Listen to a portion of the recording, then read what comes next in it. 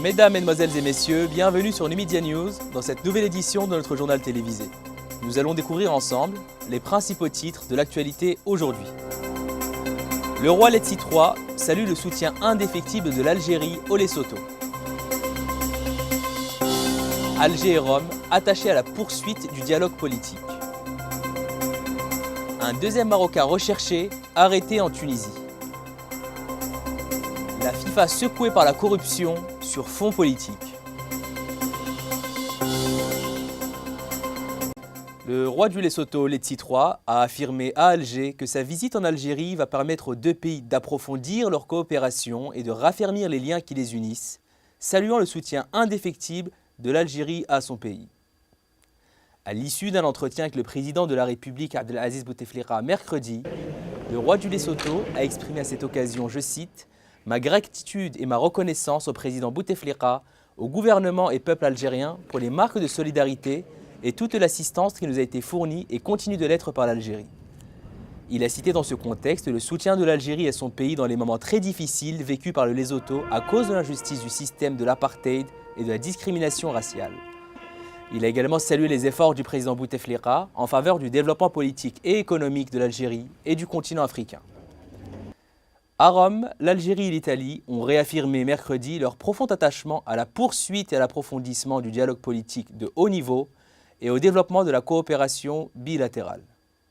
Dans la déclaration finale conjointe ayant sanctionné la troisième réunion de haut niveau algéro-italienne, les deux parties ont réaffirmé le caractère stratégique d'un partenariat politico-économique. Les deux pays s'engagent à promouvoir et à concrétiser. La réunion, dirigée par la coprésidence du Premier ministre Abdelmalek Sellal et de son homologue italien Matteo Renzi, s'est tenue en application du traité d'amitié, de bon voisinage et de coopération signé le 27 janvier 2003. Par ailleurs, Sellal s'est rendu en fin d'après-midi de mercredi à l'exposition universelle de Milan 2015 où il a visité les pavillons algériens, italiens et tunisiens.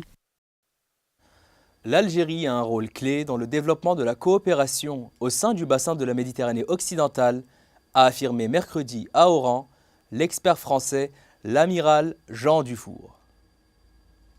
L'Algérie, porte de l'Afrique, occupe une place importante dans la capacité de développer la coopération au sein de la Méditerranée occidentale, a-t-il déclaré lors d'une conférence animée à l'université d'Oran 2, Mohamed Ben Ahmed. Le monde qui vient, enjeux géostratégiques et perspectives pour l'Algérie et la France, a été le thème de cette rencontre tenue dans le cadre des activités scientifiques de l'université, en présence de nombreux enseignants et étudiants. Le ministre de l'Aménagement du Territoire, du Tourisme et de l'Artisanat, Amr Roul, a souligné mercredi à Alger que son département accorderait d'importantes facilités pour encourager les investissements dans le domaine touristique dans le sud du pays. Roul, qui recevait des membres de la communauté nationale établie à l'étranger, a indiqué que son département accorderait d'importantes facilités à même d'encourager les investissements dans le domaine touristique dans les régions du sud du pays, à travers notamment l'accompagnement et l'octroi de crédits bancaires au profit des investisseurs parmi les membres de la communauté nationale établie à l'étranger. Ces facilités concernant l'octroi du foncier touristique à des prix symboliques et exonérations au profit de ces investisseurs. Les investissements doivent réaliser deux villes touristiques dans le sud du pays, dotées de toutes les commodités et les services nécessaires pour relancer le secteur du tourisme et réduire la dépendance de l'économie aux hydrocarbures. 10 jours après une première arrestation en Italie, un deuxième Marocain recherché pour son implication présumée dans l'attentat du Bardo à Tunis a été arrêté ce jeudi. Un deuxième Marocain recherché pour implication présumée dans l'attentat sanglant du 18 mars contre le musée du Bardo à Tunis a été arrêté à la frontière tuniso-libyenne selon le porte-parole du ministère de l'Intérieur. Identifié comme Nourdine Neibi, il a été arrêté à Ras Jdir dimanche alors qu'il revenait en Tunisie depuis la Libye, a déclaré la même source en affirmant que l'homme était impliqué de manière indirecte dans l'attentat, tout comme un autre Marocain récemment arrêté en Italie. Le Premier ministre français s'est voulu rassurant jeudi au sujet de la nouvelle convention de coopération judiciaire franco-marocaine mettant fin à une brouille diplomatique avec Rabat, mais qui est critiquée par des organisations de défense des droits de l'homme. Il ne doit pas y avoir d'inquiétude quand il s'agit d'accords entre deux pays non seulement amis, qui ont non seulement un partenariat d'exception que nous faisons vivre tous les jours, mais qui ont aussi la même analyse sur ce monde qui change, a déclaré Manuel Valls aux côtés de son homologue marocain Abdelila Benkiran. Au terme de la 12e rencontre de haut niveau franco-marocaine, les deux chefs de gouvernement étaient interrogés par la presse sur les inquiétudes exprimées par des ONG sur les modifications apportées à la Convention qui doit encore recevoir l'aval du Parlement français. Voilà. Un haut responsable iranien a rejeté jeudi l'idée d'une zone d'exclusion aérienne au-dessus de la Syrie, souhaitée par la Turquie qui serait selon lui une erreur et échouerait à ramener la sécurité dans la région. Ankara a posé comme condition à une entrée dans la coalition militaire contre le groupe État islamique Daesh menée par Washington la création d'une zone d'exclusion aérienne et d'une zone tampon à la frontière avec la Syrie ainsi que l'entraînement des combattants syriens modérés afin de renverser le régime de Bachar el-Assad. Mais fin 2014, Washington avait estimé qu'une telle zone d'exclusion n'était pas adaptée à la situation en Syrie en raison de la présence de plus d'1 million de réfugiés syriens à la frontière. Les discussions sur l'établissement d'une zone d'exclusion aérienne sur la Syrie sont la répétition d'erreurs passées et une telle mesure n'aidera pas la sécurité et la stabilité régionale, a affirmé le vice-ministre iranien des Affaires étrangères Hossein Amir Abdullahian. Les restes de 470 corps ont été exhumés des fosses communes découvertes autour de la ville irakienne de Tikrit, où le groupe Daesh a été accusé d'avoir massacré de nombreuses recrues en 2014.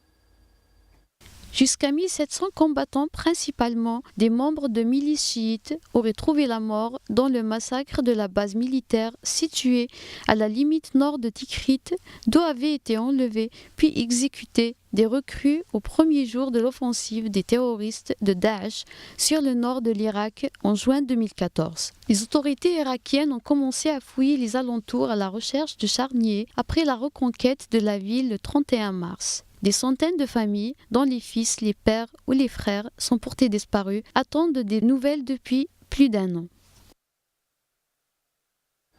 Les mesures de sécurité ont été renforcées à Abuja et dans ses environs en préparation de la cérémonie d'investiture vendredi du nouveau président nigérian Muhammadu Buhari.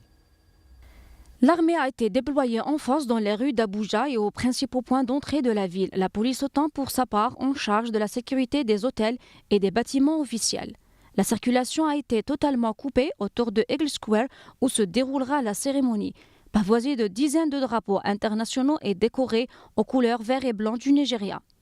Le chef de la police fédérale nigérienne Solomon Araz a indiqué que les mesures de sécurité visaient à déjouer toute tentative des insurgés de répondre à la violence et mener des attaques coordonnées.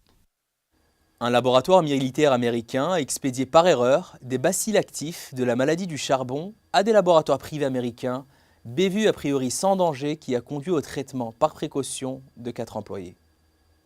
Les bacilles se trouvaient dans un lot qui avait été éradié pour tuer tous les bacilles actifs, puis partagés en plusieurs échantillons pour être expédiés à différents laboratoires, selon les explications d'un responsable américain. Au moins l'un de ces laboratoires, situé dans le Maryland à l'est, a constaté la présence de bacilles actifs le 22 mai dans son échantillon et donné l'alerte aux autorités. Le Pentagone a indiqué que les laboratoires de 9 États américains avaient reçu des échantillons de ce lot, ainsi qu'un laboratoire militaire situé sur la base aérienne 12 ans en Corée du Sud. Au lendemain de l'arrestation de responsables de la FIFA pour soupçon de corruption, de nombreuses voix s'élèvent pour que le patron de l'organisation se retire et que l'élection du futur président, prévue vendredi, soit reportée.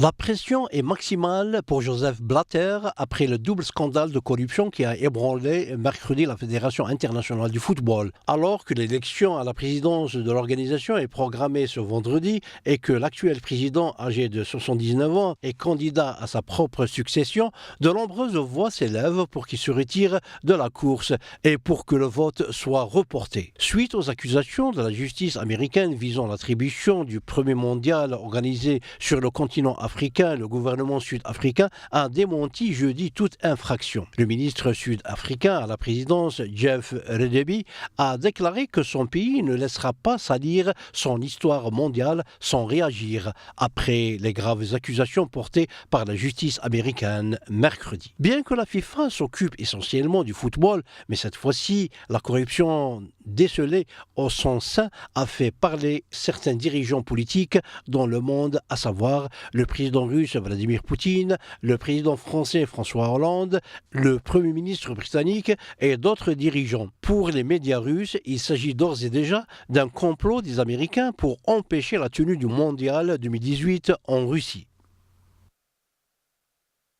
C'est la fin de ce journal. Merci de nous avoir suivis dans cette nouvelle édition et à bientôt sur les antennes de Numidia News.